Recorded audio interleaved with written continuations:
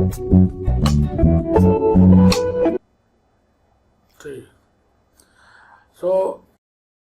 welcome to you to our Within the Life podcast studio. We want to welcome you and thank you for coming to us. And we will be having casual talks about your career, about your family, and whatever you want to talk. So the focus of this channel is this Within the Life means what is happening in your life and why it is happening like that only. Could it have been better? All those things you have to say truthfully.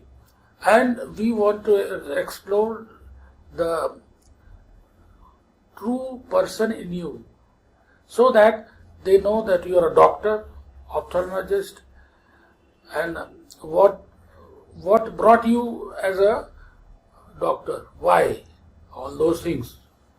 And then others who will see the channel, they will be inspired to act accordingly, your advice and everything. So Smita, we are very happy and excited, our team is excited that you have come. So just tell us about your journey of life. अपने जीवन की यात्रा कैसे शुरू की, कहाँ पहुंची, तो कैसे शुरू की. अब जिंदगी की शुरुआत में you wanted to become a doctor. What was the beginning? First of all I like to say thank you. बहुत अच्छा लगा यहाँ आके. आपकी टीम बहुत ही बढ़िया है. बहुत अच्छा सेटअप आपने बनाया है. Thank you so much. तो I was born in Dehradun and grand parents थे, पेरेंट्स और एक यंगर ब्रदर है. तो हम लोग 6 लोग थे साथ में और बहुत अच्छी अपब्रिंगिंग थी, पेरेंट्स भी और ग्रैंड पेरेंट्स के साथ ही. और स्कूल से ही पढ़ने में थोड़ा ज़्यादा इंटरेस्ट था. अच्छा. स्पोर्ट्स में भी अच्छी थी बट थोड़ा पढ़ने में ज़्यादा इंटरेस्ट था. तो उस टाइम पे ज़्यादा कुछ ऑप्शन इतनी ज़्यादा कभी सोची नहीं कि क्या क्या कर सकते हैं. तो फिर 10th के बाद वही था कि साइंस लेना है, कॉमर्स. तो साइंस में ज़्यादा इंटरेस्ट था जैसे यूजुअल होता है. तो ये तो श्योर था कि इंजीनियरिंग तो नहीं करनी है. अच्छा, ये साइंस में ये भी क्लियर था? ये क्लियर था. तो बची तो एक ही फिर. हाँ, फिर वही ऑप्शन बचा. मैथ्स में अच्छी थी लेकिन इंटरेस्ट इंजीनियरिंग में इतना नहीं था. तो फिर 10th के बाद ये देहरादून में क्योंकि इतनी ज़्यादा ऑप्शंस नहीं थी, बहुत ज़्यादा कॉलेजेस भी नहीं थे. तो फिर तब उस टाइम पे, आजकल तो अब नीट हो गया है, नीट जो कॉमन एंट्रेंस जिसमें सब एक ही एग्जाम के थ्रू सब कॉलेजेस होते हैं. जब हम लोग एग्जाम दिए 2006 की बात है, तो जब हम लोग एग्जाम लिखते थे तो हर स्टेट का अलग होता था और एक सेंट्रल एग्जाम होता था. तो स्टेट में ये था कि अगर हम दिल्ली आ जाते तो दिल्ली के एग्जाम्स के लिए भी हम लोग एलिजिबल थे. अच्छा. तो 10th के बाद फिर मैं यहाँ दिल्ली आ गई थी और फिर 2 years फिर रिगरस प्रॉपर एंट्रेंस एग्जाम के लिए प्रिपरेशन करके. So you made your preparations in Delhi? Yes. Not in Dehradun? Not in Dehradun. So that was I think PMT. है ना. सो वो स्टेट PMT सबके अलग अलग होते थे और एक सेंट्रल एग्जाम भी होता था. बट उन दिल्ली में ये ऑप्शन था कि अगर आप दिल्ली में रहकर 2 years यहाँ होते हैं तो आप दिल्ली PMT के लिए भी एलिजिबल हैं. बट फनी बात ये है कि अल्टीमेटली क्लियर मेरा उत्तराखंड PMT हुआ. And I went back and I did MBBS in Dehradun. Dehradun. Which college? This was Himalayan Institute. अच्छा, Himalayan. It's a famous institute. Yeah. So famous institute. And so आपको ये कैसे लगा कि आपको PMT के बाद भी तो बहुत से लफड़े होते हैं कि किस गायनिकोलॉजी बनेंगे, कि ऑप्थेल्मोलॉजिस्ट बनेंगे, कि आप हड्डी रोग, प्रसूति रोग, क्या क्या रोग. तो किस तरह से ये सेलेक्ट कराने में किसने मदद की? तो जब हम लोग MBBS पढ़ रहे होते हैं तो थोड़ा इंक्लिनेशन तब हो जाता है कि वेदर आप मेडिसिन में इंटरेस्टेड हैं या सर्जरी में इंटरेस्टेड हैं. बट इवन देन तब भी बहुत यंग होते हैं. आप 100% तो श्योर नहीं हो सकते कि आपको कौन सी ब्रांच में इंटरेस्ट है. बट उसमें भी फिर ये होता है कि MBBS कंप्लीट करने के बाद फिर से एंट्रेंस एग्जाम होता है. तो जब पोस्ट ग्रेजुएट एंट्रेंस एग्जाम होता है उसमें हमारे फिर से रैंकिंग आती है. तो उसके हिसाब से फिर आपको सिलेक्शन होता है. फिर अगर आपकी अच्छी रैंक है तो आपके पास ऑप्शंस हैं. तो मुझे मेडिसिन में मनमाना ले सकते हैं आप. ले सकते हैं. यू कैन टेक सब्जेक्ट और direction which you decide. Yes. तो तब भी मेडिसिन में इंटरेस्ट नहीं था, सर्जरी में ज्यादा इंटरेस्ट था. तो उसके बाद थोड़ी ऑप्शंस बचती हैं. सो गायनेकोलॉजी एक ऑप्शन रखा था और ऑफ्थेमोलॉजी एक ऑप्शन रखा था, तो बट एंड में जिस दिन काउंसलिंग के लिए गए तो उस दिन लगा कि ऑफ्थेमोलॉजी थोड़ी बेटर ब्रांच लगी, तो इसलिए वो ज्वाइन कर लिया। अच्छा, ऑप्थेल्मोलॉजी क्यों बेटर लगी, क्यों? क्योंकि सरल है? एक्चुअली उस टाइम पे लगता था कि ये एंड ब्रांच है। एंड ब्रांच मतलब कि अब बस पोस्ट ग्रेजुएशन कर लेंगे और उसके बाद सीधा प्रैक्टिस करने लगेंगे, बट वही है जब आप उसमें घुसते हो तब आपको रियलाइज होता है कि ये भी एंड ब्रांच नहीं है। अच्छा, तो गायनी तो तब लगता था कि बहुत लंबा टाइम लग जाएगा सेटल होने में, बट ऑफ्थेमोलॉजी में भी आगे सुपर स्पेशलाइजेशन करनी ही पड़ती है। so you are you did some specialization in that? Yes. What type of So, specialization? पहले तो 3 years हमने किया ऑफ्थेमोलॉजी की जो ट्रेनिंग हाँ, होती है, हाँ। उसके बाद फिर फेलोशिप करी अनदर 2 years। हाँ, सो उसमें जो कॉम्प्लिकेटेड कैटरैक्ट केसेस होते हैं वो रिगरस ट्रेनिंग हुई, प्लस स्पेशलाइजेशन करी पीडियाट्रिक ऑफ्थेमोलॉजी और स्क्विंट में। अच्छा, स्क्विंट में भी? यस, तो ये बच्चों का स्पेशलाइजेशन होती है, हाँ। क्योंकि स्क्विंट ज्यादा कॉमन होता है यंगर एज बच्चों में। में। वो हो सकता है कभी पैदा होते ही मिल जाए। यस है ना? हाँ। तो ये सब तो हुआ डॉक्टरी, लेकिन जीवन का और कुछ रंग कैसे बताओ कि कभी इतना घूमा टहला, क्या किया, हॉबीज क्या रही, कुछ डांस ड्रामा कुछ और चीज किया कि खाली? नहीं, छोटे होते एक्चुअली मेरे पेरेंट्स हमेशा चाहते थे कि मैं सिंगर बनूं, तो अच्छा। वो छोटे से ही बहुत ज्यादा Oh, म्यूजिक में इंटरेस्ट रहा। So you play or you vocal or I used to sing. sing? हाँ। But you don't know to play an instrument. Instrument भी सीखा, हारमोनियम भी सीखा, सिंथेसाइजर भी सीखा, हाँ। सितार भी सीखा, हाँ। बट मुझे कभी बहुत ज्यादा इंटरेस्ट नहीं रहा।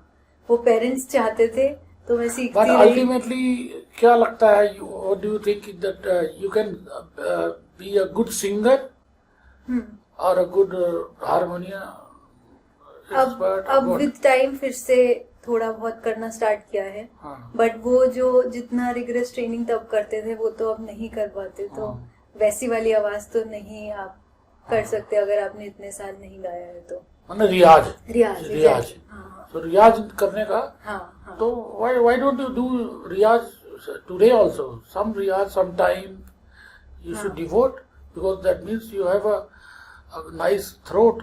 तो you must practice. रियाज करना तो बहुत जरूरी है। अब वो You पाइपलाइन start it. में है। हाँ, पाइपलाइन में क्या होता है? It has to be there. Yes. And then how do you think about this other? This is activity of music and whatever you say. Are you a good painter also? No. So what do you think about going to other places? This is tourist, as an expedition. Do you love this? या travelling का तो हमको बहुत शौक है, हाँ। और मैं और मेरे हस्बैंड बहुत ट्रैवल करते हैं। हाँ। उन हस्बैंड को ज्यादा ट्रैकिंग का शौक है, तो अब थोड़ा बहुत मैं भी उनके साथ कर लेती हूँ, हाँ। बट अदरवाइज मुझे बीचेस ज्यादा पसंद है। So he is a hilly person, you are a beachy person. हैं? Yes. So that is the difference. Yes. So तो हमारी दोनों holidays- चीजें एक दो जगह इंडिया में ऐसी है जहाँ दोनों चीजें एक जगह मिलती हैं। पहाड़ भी है, समुद्र एक साथ है। Did you go to those places? ये कौन सी जगह? There is a place in Odisha, Gangavaram. अच्छा। So there is a beach and there is a hill also. ओह अच्छा। So you trekking अपना हिल पे करते रहो and you start doing whatever you want to do in the beaches. हाँ। ऐसे बहुत सी जगह हैं इंडिया में. You must explore because yes. and Canada में तो नहीं, लेकिन पोर्टोरिको में ऐसे जगहों में बहुत नॉर्मल सा है कि पहाड़ है और बीच भी है, तो वो बहुत नॉर्मल सा है. तो you must the next destination should be Puerto Rico, San Diego. All this places are very good hilly areas plus beaches. तो वो दोनों का काम हाँ. एक ही जगह पे हो सकता है। हाँ, that I am planning for your future. तो नहीं तो बीच में घूमो तो उसका अगला आदमी बीच, यहाँ तो बीच 8,000 किलोमीटर दूर है हिमालय से. सो दीज थिंग्स, बट इन चीजों में the best thing which people do is to write a travelogue. Did you develop a habit of writing? We have also started writing. हमने बनाया अभी जो रिसेंट जितने ट्रैवल्स हाँ. किए हैं, हाँ. सो अपना एक ब्लॉग बना के, एक ट्रिप फोटो करके एक साइट है, उस पे हाँ. अपने सारे travel. What is the name? Globe World Trotters. Okay. So you are there already. Yes. Very good. Yeah. So you must give the link to them so that they post it Yes. there so they can. Sure. वो link होने से क्या होता है ना, people will know about. Yes. Then there will be a community traveling thing also coming up. Somebody wants to travel Yes. the places which you have seen, so they will hire you as a guide. Yes. हम लोग भी अब बाकी लोगों के travel blogs देखकर ही travel करते हैं, हाँ. बिकॉज इट बिकम्स इजियर कि आप कहाँ जाना है, कैसे रहना है, क्या खाना है. So this is a very interesting part of your life.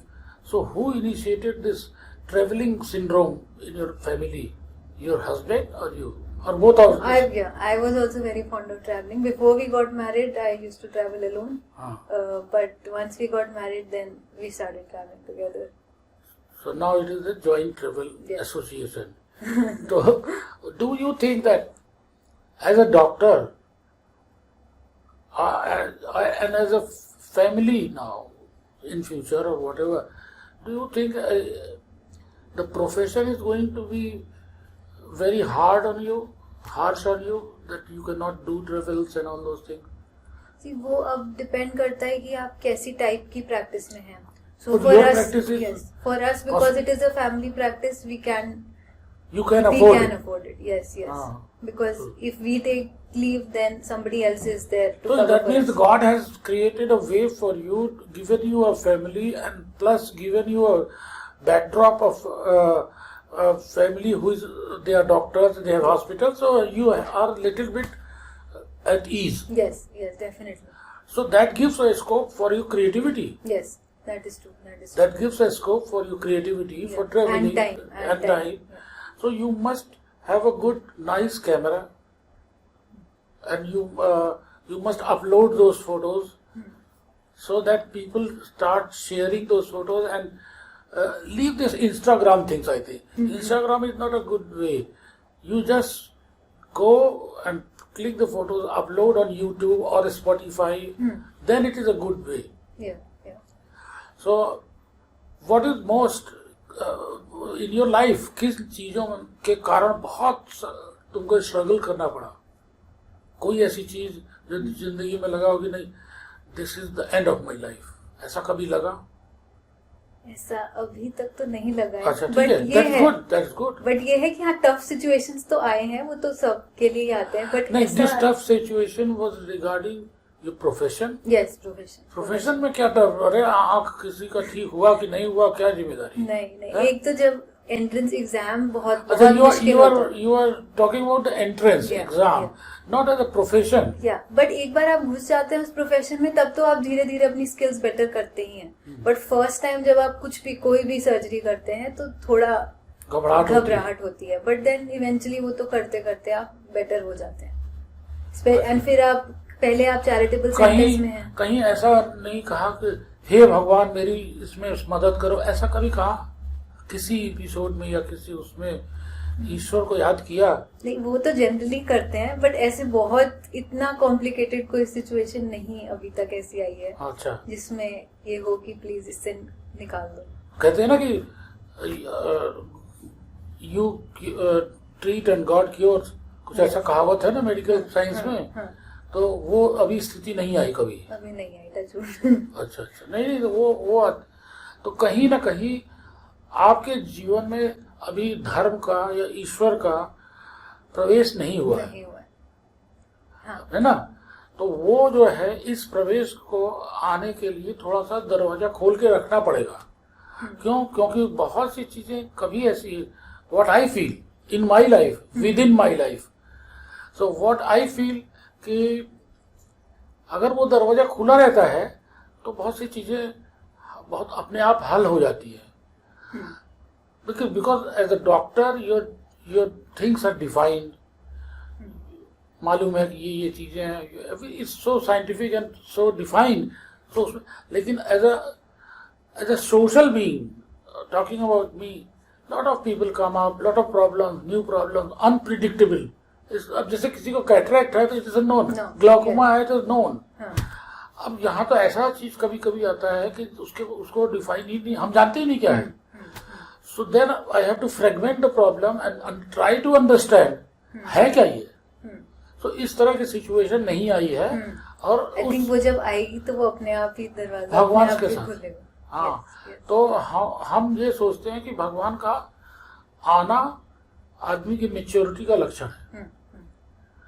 नहीं तो क्या होता है, आदमी ऐसे उसके अंदर एक ये फीलिंग आ जाती है कि हम अपनी मेहनत से, अपनी सिंसियरिटी से सब कुछ कर लेंगे. कहीं कहीं ऐसे चमत्कार जब होते हैं कि वो उसमें मेहनत और सिंसियरिटी काम नहीं करती, तब क्या करे आदमी. इसलिए शायद वही अगर ऐसी सिचुएशन कभी आई होती तो हाँ. ऐसे लगता, बट अभी तक वो चल रहा है. तो अभी जैसे दिस राम जन्मभूमि पे, व्हाट इज योर टेक?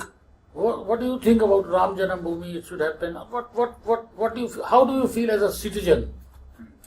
जो एक्चुअल इवेंट हुआ था, जब वो डिमोलिश हुआ था, तो वो तो नहीं होना चाहिए था. बट अब जब वो इतने लोगों का वहाँ पर वो स्पिरिचुअल वो है कि यहीं पर ही बनना चाहिए, तो जब इतने लोग उस चीज को मानते हैं तो आई थिंक वो भी फिर गलत नहीं है. बट ये है कि अगर वो दोनों को किसी तरह कॉन्ग्रीगेट करके बन सकता था तो वो बहुत ही अच्छा होता.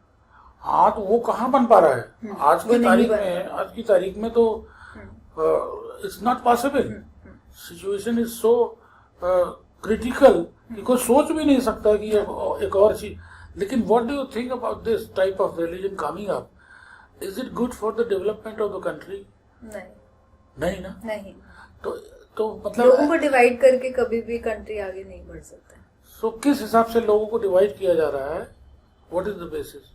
रिलीजन पे ही किया जा रहा है. हाँ, तो रिलीजन पे भी किया जाता है. फिर रिलीजन में भी 4 और रिलीजन बता देते हैं कि ये भी है, ये भी है. कोई कह रहा है ये हमारे संप्रदाय का मंदिर है, कोई कह रहा है इनके संप्रदाय. So it is not just BJP and Congress, it's with in the Hindu also. So but वो है पूरा पॉलिटिकली मोटिवेटेड. अगर लोगों पे छोड़ देंगे तो आई डोंट थिंक कि बहुत ज्यादा प्रॉब्लम होगी. So did you contribute for the चंदा दिया था? नहीं. तो you don't have right to go and visit Ayodhya. नहीं, वो तो हम टिकट लेके जाएंगे तो जाने देंगे. सो अच्छा, now coming to the next major thing which is as a doctor and as a person who is in public service, you are in a public service. Do you think that you are morally bound to do something for समाज? समाज सेवा भी कुछ इसमें की जा सकती है? हम करते हैं.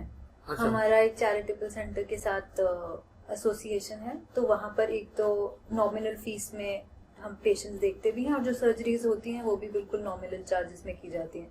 जो बिल्कुल ही नॉन अफोर्डिंग लोग होते हैं फिर उनको हम चार्ज भी नहीं करते. अच्छा. एंड ये आई थिंक सब लोग जितने भी डॉक्टर्स होते हैं उनका कहीं ना कहीं थोड़ा बहुत एसोसिएशन रहता ही है. So you are associated to a charitable trust. Yes. They pay you or they don't pay you? जितने operation, suppose you have paid done 50 operations.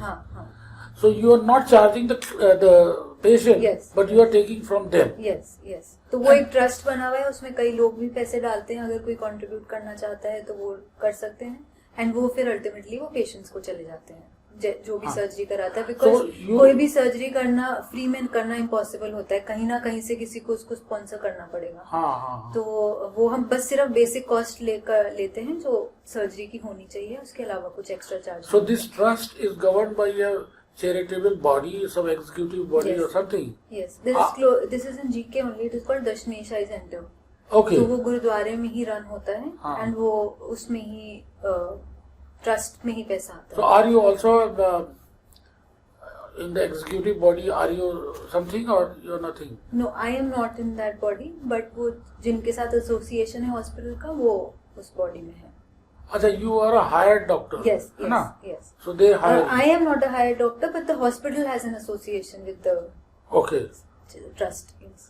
So there is a scope for this public health and doing good things for others. Yes, definitely. Because किसी को भी vision देना तो बहुत बड़ी बात है, and बहुत लोग हैं जो लोग नहीं अफोर्ड कर पाते हैं. So if we can do it for them, तो वो तो अच्छा लगता ही है. So Do you think what is the number of squints is increasing these days?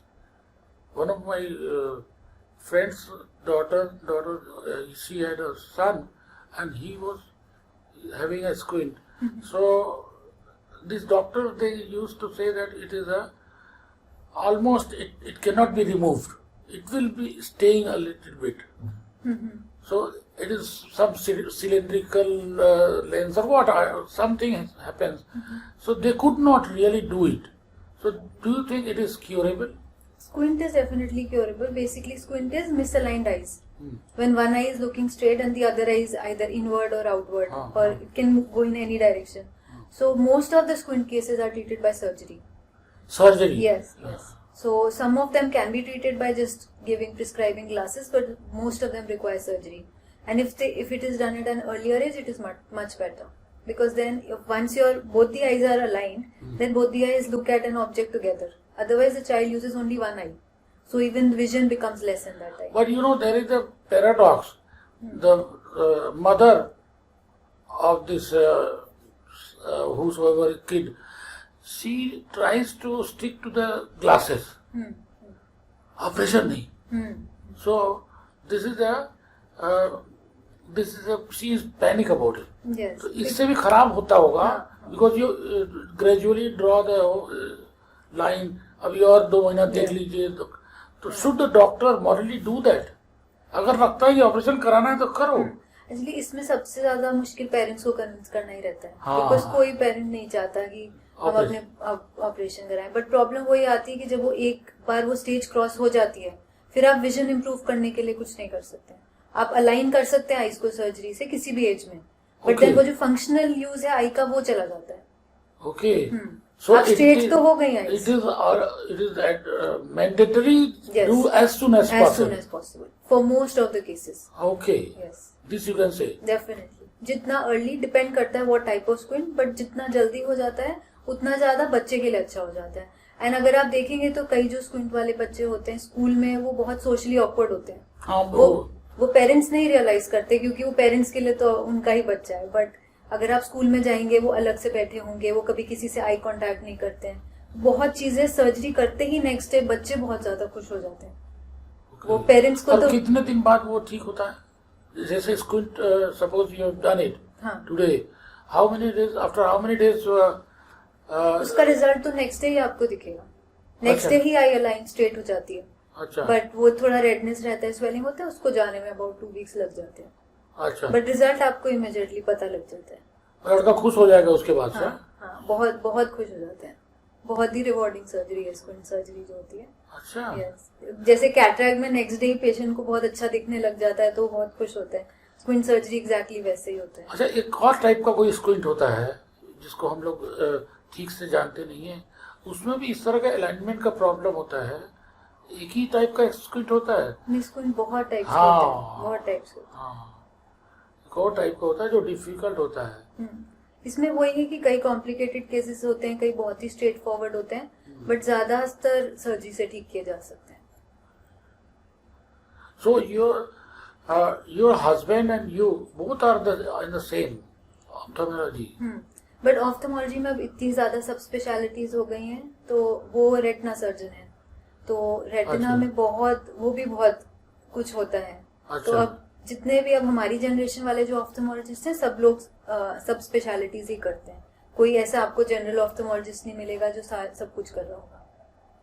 अच्छा, तो you specialize in this squint and he specializes in retina. Yes. Retina. So there is no clash in the field. No. ऐसा भी हो सकता है कि कोई एक ही पेशेंट को दोनों चीज हो सकता है. ऐसे बहुत पेशेंट्स होते है ना? हैं. जैसे बहुत सारे केसेस होते हैं जिसमें कुछ रेटिना में कॉम्प्लिकेशन है, साथ में कैटरैक्ट भी है, तो वो वाली सर्जरीज हम लोग को फिर मिलके करनी होती है. मतलब वही है, जब मैंने लिया था ऑप्थेमोलॉजी तो कभी सोचा नहीं था कि इतना कुछ है. बट बहुत बहुत चीजें हैं आई में जिसके लिए स्पेशलाइजेशन की जरूरत है. So you don't do cataract? I do cataract. अच्छा, you do cataract. And he is the retina specialist. तो कैटरैक्ट में क्या एक फेको टेक्नोलॉजी आई है? हाँ. What is phaco? So पुराने जमाने में क्या होता था, एक बहुत बड़ा सा कट बनाते थे सबसे पहले इनिशियली तो क्या होता था, जो आई का जो लेंस होता है, बेसिकली कैटरेक्ट क्या होता है कि वो उसका कलर चेंज हो जाता है, ट्रांसपेरेंट नहीं रहता। तो दैट इज मोतियाबिंद। दैट इज मोतियाबिंद। हाँ। तो इनिशियली क्या करते थे, बस वो कैटरेक्ट को, जो बहुत पहले की टेक्निक थी कि उसको बस गिरा देते थे पीछे, एक कैविटी होती है विट्रिस कैविटी, जो पुराने जमाने में होता था। फिर उसी आंख में ही? उसी आंख में ही, हाँ। वही अंदर कूड़ा की तरह, डस्टबिन की तरह डाल देते थे। उसको काउचिंग टेक्निक बोलते थे। काउचिंग। हाँ। अच्छा। उसके बाद धीरे धीरे एडवांस हुआ, तो फिर वो ओपनिंग बनाने लगे आई में, बहुत बड़ा कट दे के उसमें से कैटरेक्ट निकालने लगे, पूरा का पूरा ही निकाल लेते थे। अच्छा। और स्टिच कर देते थे आई को। फिर वो इंसिजन धीरे धीरे छोटा होता गया, तो अब जो हम सर्जरी करते हैं वो ऑलमोस्ट 2.2 मिलीमीटर्स की एक छोटा सा कट बना के, और एक फेको एमल्सिफिकेशन हमारे पास एक मशीन होती है, हाँ। उसके थ्रू उसको छोटे छोटे पीसेस में तोड़ देते हैं। जो जितना बचा है उसको हाँ, भी उसको एक ओपनिंग बना के, हाँ। उसमें कैटरेक्ट को छोटे छोटे पीसेस में इमल्सिफाई करके, हाँ। और उसको फिर हम सब कर लेते हैं।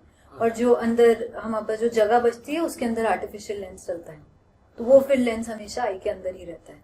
ओके।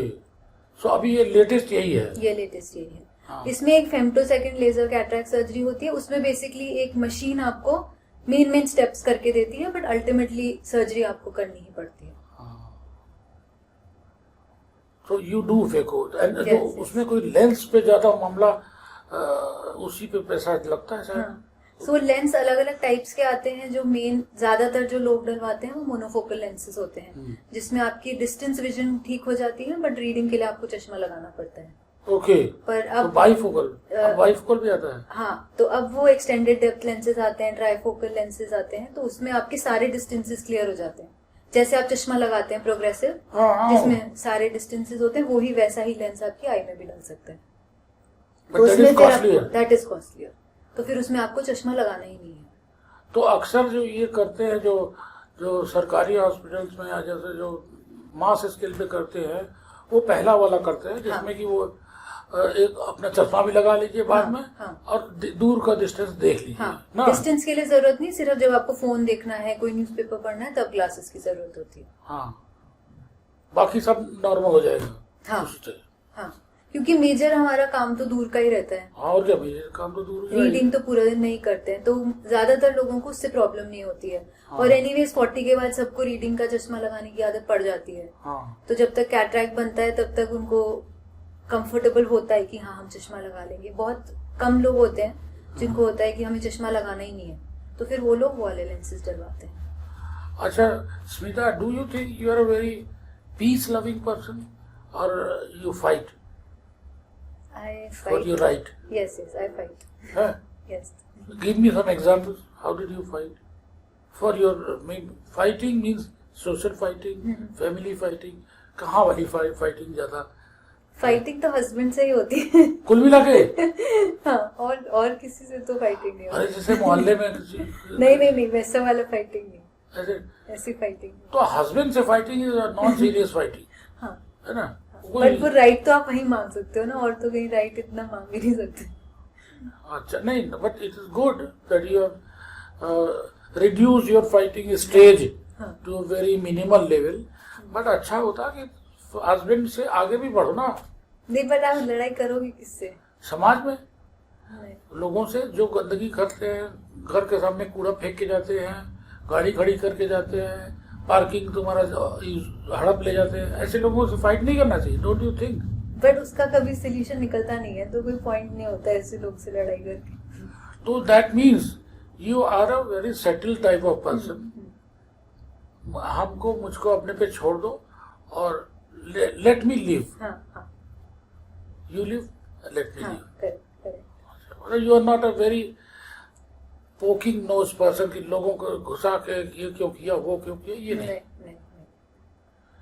So, इसी तरह से जिंदगी बीतनी है, कुछ इसमें चेंज नहीं करना है। नहीं, लड़के तो नहीं चेंज करना है। और गा के, और गाने से तो तुम्हारे you must become a good singer, because I think a doctor like you, successful, I will call you a successful doctor, should have a place for her talents. Because ultimately कितने साल डॉक्टर कोई कर बनेगा कि उसके बाद उसका भी तो आँख खराब हो जाएगा।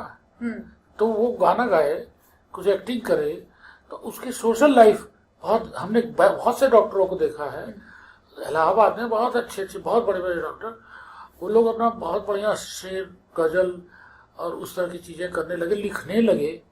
तो अब हम आई थिंक उस स्टेज में है कि अब कोई ना कोई अपना हॉबी को फॉलो करेंगे। हॉबी को इस तरह से फॉलो करो कि हॉबी बिकम्स अ प्रोफेशन। मतलब लोग जानने लगे कि अरे स्मिता से बढ़िया किसी का बैंड नहीं है, किसी का ग्रुप नहीं है। ऐसे ऐसे डॉक्टर है वहां पे जिनको इतना काम है लेकिन वो छोड़ देते हैं, वो कहते हैं हमारा बैंड है। So they organize things that gives them enough satisfaction। तो दो रास्ते जरूरी हैं अपनाना तुमको, जो हमको समझ में आता है। Give a small opening to God to entry in your life, spiritual. और दूसरा, social dimension is totally neglected by very serious doctors. वो बिल्कुल ऐसा लगता है जैसे दे आर रोबोट, सिर्फ काम कर रहे हैं। हाँ, तो वो इतना मजा नहीं आता। कुछ हंसना, कुछ बात करना, कुछ लोगों से मिलना जुलना, this is very very important for your health.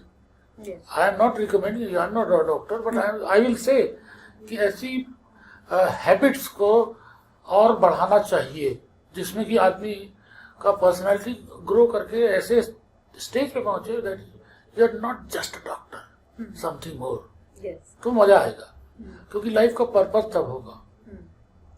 Sorry, I am preaching you. नहीं, ये बिल्कुल ठीक बात है ना। नहीं तो लाइफ बहुत बोरिंग हो जाती है। हाँ, लाइफ बहुत बोरिंग हो जाती है। तो इसलिए व्हाट इज द मंत्रा, आपके लिए जीवन को जीने का मंत्र क्या है? How to live your life. कितनी चीजों को डिस्काउंट कर दें, कितनी चीजों को ना देखें। How you always keep smiling. तो इसका कोई मंत्र है कि और लोगों के, जो यंग डॉक्टर्स के लिए क्या मंत्र है? बहुत टेंस रहते हैं वो लोग अपने जो उनको वर्क दिया जाता है, जो सब उसमें बहुत परेशान रहते हैं। तो they take it very seriously and then they spoil their life. I think अगर आप काम को एंजॉय कर रहे हैं तो फिर आपको बहुत ज्यादा प्रॉब्लम होती नहीं है। बाकी घर पे अगर आपका फैमिली के साथ सब चीज अच्छा चल रहा है तो फिर आई थिंक आप पीसफुली काम पे भी जा सकते हैं। हाँ। तो ये तो मोस्ट इम्पोर्टेंट चीजें हैं कि दोनों काम भी आपका अच्छा होना चाहिए और घर पे भी पीस होनी चाहिए। नहीं तो अगर कोई भी एक चीज में बैलेंस है तो फिर आप मेंटली नहीं खुश रह सकते। हाँ, नहीं तो मतलब ये है कि your advice is to keep a balance, work life balance, उसको कहते हैं ना। बिल्कुल। बट उसके लिए कुछ ना कुछ तो डेली एक्सरसाइज और डेली कुछ ऐसा करना पड़ता होगा ना। डेली एक्सरसाइज तो हम करते हैं। अच्छा। हाँ, कभी कभार यू रिकमेंड दिस ना। बिकॉज हम एज ऑफ्थेल्मोलॉजिस्ट हमारा बहुत ज्यादा, एक तो पूरे दिन हम बैठे रहते हैं, सर्जरी भी हमें काफी आवर्स बैठना पड़ता है। तो बहुत सारे लोगों को, सभी डॉक्टर्स को वैसे बैक इश्यूज होने लग जाते हैं। तो रेकमेंडेड है डेफिनेटली कि सबको एक्सरसाइज करना चाहिए, चाहे अपना घर पे स्ट्रेंथ ट्रेनिंग करें या जिम जाके करें, बट कुछ ना कुछ फॉर्म ऑफ एक्सरसाइज जरूर करना चाहिए। Okay, so this is your recommendation that people should do. हाँ। And the doctors, जो नए डॉक्टर्स बच्चे आ रहे हैं, एक्चुअली यंग डॉक्टर्स तो मोस्टली करते हैं। अच्छा। क्योंकि अब सब अवेयर हैं। हाँ। अपने एक जनरेशन ऊपर को देखकर, क्योंकि सबकी, किसी को कुछ प्रॉब्लम है, किसी को कुछ प्रॉब्लम है, हाइपरटेंसिव बहुत जल्दी हो जाते हैं डॉक्टर्स, डायबिटिक भी जल्दी हो जाते हैं। तो इसलिए तो हमारी जनरेशन में मोस्टली लोग थोड़ा केयरफुल हैं अपनी हेल्थ को लेके। तो सब लोग थोड़ा बहुत टाइम तो निकालते ही हैं एक्सरसाइज के लिए। So you prefer exercising और योगा? मिक्स करके करते हैं। अच्छा। So at least twice a week yoga या कुछ पिलाटेस करते हैं, अदरवाइज अब एक्सरसाइज कर लेते हैं अलग अलग पार्ट्स बॉडी के। Very good. So you recommend that light exercises and how much marks you give to the diet? Diet तो अच्छा होना ही चाहिए। अरे this is very plain. What is your recommendation? Because people are going to listen to you. कि एक आंखों के doctor ने बताया कि गाजर खाओ तो आंखें तेज होंगी, ऐसे ये हम लोगों को बचपन से। बट ये एक्चुअली ऐसा तो नहीं है। तो वही हम पूछ रहे हैं, ये एक मिसकंसेप्शन भी है। अभी हम कल कहीं पढ़ रहे थे तो वो कह रहे थे गाजर खाना से ऐसा कुछ होना नहीं होता। तो you have to break this myth. So वो मिथ इसीलिए बना है क्योंकि एक्चुअली हमारी आईज के लिए विटामिन ए जरूरी होता है।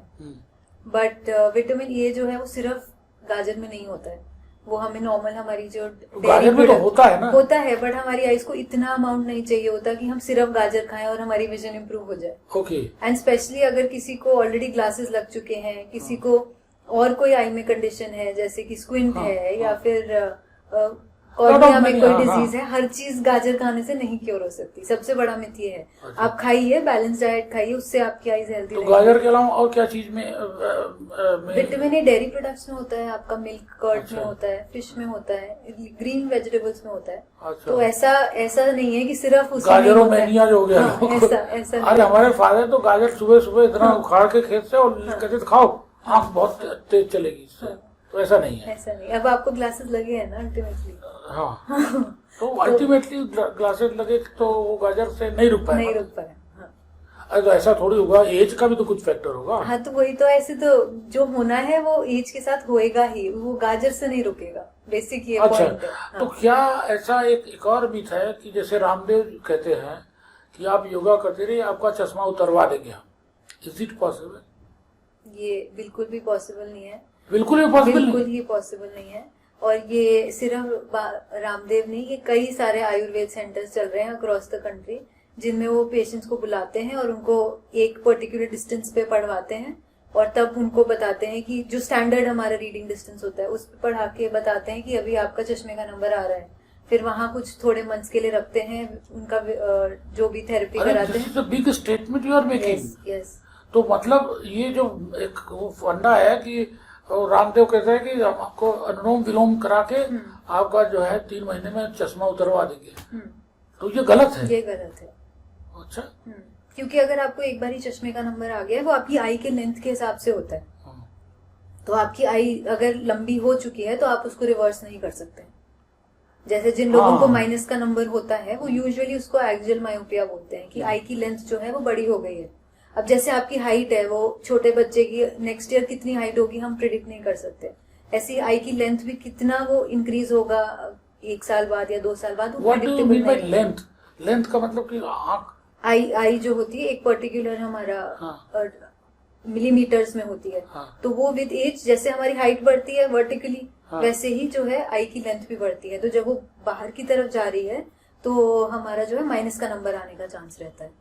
अच्छा। तो एक बार वो आ गया तो उसको कम नहीं किया जा सकता है फिर। तो ये तो बहुत बड़ी बात है। ये तो बहुत ऐसी किंवदंती है कि बहुत वहां पे गए, शीशा उतर गया, ये हो गया और तोड़ दिया, डॉक्टर ने फेंक दिया कि अब आपको नहीं यूज करना है। तो ऐसे ही पेशेंट्स हमारे पास आते हैं कि वहां तो उतर गया था, फिर अब हम वापस आए हैं तो आप कह रहे हैं कि लग गया है। तो हमने तो कभी उतारा ही नहीं था, क्योंकि उन्होंने वो डिस्टेंस ही रिड्यूस कर दिया रीडिंग का, उन्होंने कहा ठीक हो गया। ओह। तो एक्चुअली तो उन्होंने प्रॉपर तरीके से तो नहीं किया है। हाँ। तो ये जो हम लोग इतने दिनों से ये समझते आए हैं कि आंखों को हम लोग सबसे कम ध्यान देते हैं हेल्थ में। किसी ने हमको बहुत नॉन अच्छे आदमी ने बताया कि हम लोग आंखों का केयर मिनिमम करते हैं। तो ये बात सच है कि हम मानते भी हैं। लेकिन एक किताब बहुत फेमस थी जो कि क्या है, उसका नाम क्या है,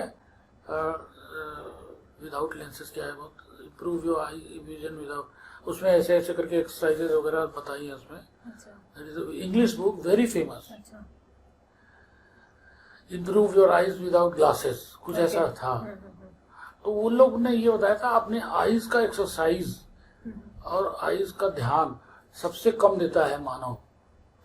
तो क्योंकि उसने एक बहुत हास्यास्पद उदाहरण दिया था कि बकरी को और शेर को तो चश्मा नहीं लगता, क्यों? एज के हिसाब से उसको भी लगना चाहिए, तो क्यों नहीं लगता? उसने यही उदाहरण दे कि वो किताब मिलियन कॉपीज भी की थी। तो क्यों नहीं लगता? कुत्ते को क्यों नहीं लगता चश्मा? उनको हो सकता है उतना ज्यादा विजन की बाद में जरूरत ही नहीं होती होगी। जैसे आपने जब इंसान भी पहले कहाँ चश्मा लगाते थे, जब तक चश्मा नहीं बना था। हाँ। तब तक यही था कि, और मोतिया भी उनके अकॉर्डिंग ये है कि मोतिया कभी होता ही नहीं था। बट ये था कि वो एज के साथ ऐसे रिस्ट्रिक्ट हो जाते थे कि उनका एरिया ऑफ वर्क ही शायद इतना कम रह जाता था कि उन्हें दूर का देखने की जरूरत ही नहीं पड़ती थी। बट अब आजकल क्या है कि जैसे ही जो 50s में है 60s में है उन लोगों को कंप्यूटर भी देखना है, उनको फोन भी देखना है, उनको ड्राइव भी करना है, तो उनके लिए वो इवन माइन्यूट जो है वो तो देखना डॉक्टर साहब जरूरी ये है। बताइए कि इज देयर एनी वे, जैसे हमारा आंख है अभी भी हम आराम से देख लेते हैं चश्मा लगा के, और ऐसे तो आराम से बात कर सकते हैं, और खराब होती जाएगी क्या? देखो कैटरैक्ट तो सबको ही होता है, अरे, सबको होना ही है, होना ही है। होना ही है, बट जरूरी नहीं है कि सबको इतना कैटरैक्ट हो कि उनको विजन इम्पेयर हो। अच्छा। तो कैटरैक्ट सर्जरी सिर्फ तभी की जाती है अगर आपकी विजन इम्पेयर है। इम्पेयरमेंट का भी ये मतलब है कि अगर आपको आपकी डेली एक्टिविटीज में प्रॉब्लम हो रही है। तो मतलब is there any way to restrain it, कि हमारा जो progressively eye loss, eye vision loss ना हो, कम हो, उसका कोई रास्ता है? जो कैटरैक्ट है उसका तो एक तो यूवी रेज के एक्सपोजर से बहुत ज्यादा प्रोग्रेशन होता है। जिन लोग को ज्यादा जो सनलाइट में रहते हैं उनमें जल्दी बन जाता है, डायबिटिक्स में ज्यादा जल्दी बन जाता है। तो ये चीजें तो अवॉइड की जा सकती हैं, बट थोड़ा उसमें एज रिलेटेड फैक्टर भी होता है। तो अल्टीमेटली तो वो बनना ही है, बट वो कितना फास्ट प्रोग्रेस करेगा, जैसे डायबिटिक्स में थोड़ा फास्ट प्रोग्रेस करता है। और ऐसे ही एज रिलेटेड मैक्यूलर डिजनरेशन होती है, जो पर्दे की जो प्रॉब्लम्स होती हैं वो थोड़ा कई लोगों को जल्दी स्टार्ट हो जाती हैं, कई लोगों को लेट स्टार्ट होती हैं। अच्छा, एक जो वो एक थ्रेड सा चलता है कभी कभी बहुत से लोगों को, क्या कहते हैं उसको? फ्लोटर जो होता है। फ्लोटर। तो फ्लोटर अक्सर जो है बहुत लोगों को हो जाता है, उसका कोई ट्रीटमेंट नहीं हो पाता। हाँ, फ्लोटर क्योंकि वो आपको परेशान नहीं करता है, विथ टाइम मोस्टली वो एडजस्ट हो जाता है या वो सेटल हो जाता है। वो एक हमारी आंख में जली होती है, उसको विट्रियस बोलते हैं, वो डिटैच हो जाता है एज के साथ। तो वो कभी कभार दिखता है कई लोगों को, बट वो अल्टीमेटली सेटल हो जाता है, तो वो परेशान नहीं करता। हाँ, तो इसलिए उसको कभी ट्रीट नहीं करते हैं, उसको ट्रीट करने का जरूरत नहीं होता है। So ultimately, what do you plan? You will plan to open up a very hi-fi eye clinic. जैसे ये क्या है, साइट विजन, क्या क्या नाम है ना, तो इस तरह का कोई अल्ट्रा मॉडर्न क्लिनिक खोलने का इरादा है? अभी तो 2 सेंटर्स हैं। हाँ। तो अभी तो पाइपलाइन में नहीं है, बट इवेंचुअली तो एक्सपैंड करने का प्लान है। तो दो, एक तो ये सीरी फोर्ट रोड पे है। हाँ। दूसरा एक पटेल नगर में है। सो आप लोग अपने वर्क डिस्ट्रीब्यूशन को कैसे किए हैं कि कभी हस्बैंड वहाँ जाते हैं, कभी आप? हाँ, तो सबके टाइम डिवाइडेड है। हाँ। जो पेशेंट्स देख रहे होते हैं एक टाइम पे, फिर दूसरा जो डॉक्टर है वो ओटी कर रहा होता है। हाँ। तो ऐसे सबका टाइम डिवाइडेड है। तो अगर कोई देखने वाला इसमें हमारे मिले जो कहे कि डॉक्टर स्मिता से हमारा जो है फ्री में इलाज करा दीजिए, तो उसका कोई रास्ता है? नहीं, अगर कोई नॉन अफोर्डिंग है तो डेफिनेटली हम फ्री अपने आप ही कर देते हैं, बट अगर कोई अफोर्डिंग है तो अच्छा। वी वुड रेकमेंड कि वो मतलब जिसके पास पैसा रुपया नहीं है, हाँ, वो उसको हम अपने आप ही फ्री देख लेते हैं। ठीक तरीके से देखते हैं, प्रॉपर तरीके से। ऐसे ऐसे वाला नहीं? नहीं। अच्छा, मतलब प्रॉपरली यू। हाँ। तो because I am going to give you number on this, हाँ। कि किसी को अगर बहुत आर्थिक रूप से बहुत कमजोर आदमी है और वो अपने इनसे कांटेक्ट कर सकता है। हाँ, हम कैंप्स वगैरह भी कंडक्ट करते रहते हैं। हाँ, जो फ्री ऑफ कॉस्ट होते हैं, तो उसमें फिर पेशेंट आ सकते हैं हमारी क्लिनिक में। बहुत अच्छा। और इस तरह से एक चीज हमने देखा कि कोई ना कोई जेनेटिकल आपके अंदर गुण है जो कि आपको हमेशा स्माइलिंग और खुश रखता है, ये फादर का हो चाहे मदर का हो। क्योंकि अमूमन इस एज में जो डॉक्टर्स से हम मिले हैं, they are very tensed. I don't feel that tension on your face और योर आईज। क्या है इसका रहस्य, क्या है? ये नहीं, टेंशन तो स्ट्रेस तो सबको ही होता है, ऐसा तो नहीं है लेकिन वो मोस्ट लाइकली फेस पे दिखता नहीं है। अच्छा। बट ये है कि जितना अपने आप को काम रख सकते हैं उतना तो ट्राई करते हैं। तो you do yoga for this only? No. अच्छा, योगा आई डू मतलब फिट रहने के लिए, काम रहने के लिए। मेडिटेशन नहीं करते? मेडिटेशन नहीं करते। हाँ, मेडिटेशन वाली स्टेज में नहीं पहुंचे अभी। व्हाट डू, मेडिटेशन की कोई अलग स्टेज थोड़ी होती है, उसको करना चाहिए। क्योंकि उससे क्या होता है, बहुत सी चीजें जो है जो बॉडी में डिकेडेंस में आती हैं वो स्लो डाउन हो जाती है, और आदमी की हर चीज की, खासतौर से आंख और इसकी नाक, इन ईएनटी को जो है जितनी क्षमताएं हैं उसको स्थायी रूप से बल मिलता है। तो क्या एक तो गाना भी सुना सकती हो? नहीं। नहीं, नहीं गाना नहीं। गाने से इतना डर? नहीं गाना but you told that you sing. नहीं, मैंने आपको बताया ना, अब नहीं करते, रियाज नहीं करते. बिना रियाज का गाना नेक्स्ट टाइम जब मैं करके आऊंगी तब पक्का ना. पक्का. हाँ, because it should be known multi facet of your personality. ये मालूम होना नेक्स्ट चाहिए. Time. Next time your promise yes. ना. And second promise, free eye checkup for some people who really need it. Definitely. हाँ.